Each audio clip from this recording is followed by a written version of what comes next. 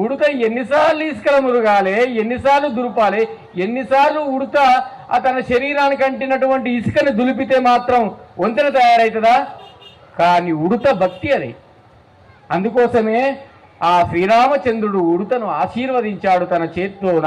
అందుకే ఉడత పైన 3 నామాలు ఉంటాయి. చూసారా, పరమాత్మకు కొద్ది సేవ చేస్తేనే ఆ ఉడత వంశమంతా తరించింది కదండి.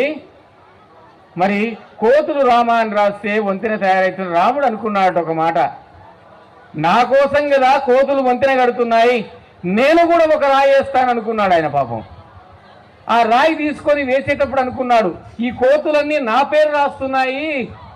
దేని మీద? రాయి మీద. ఈ కోతులన్నీ నా పేరు రాస్తున్నాయి, నా పేరు నేను కూడా రాయాలనా అని చెప్పి ఆ రాయి తీసుకుపోయి ఆ నీళ్ళలో వేస్తే శ్రీమద్ రమారమణ గోవింద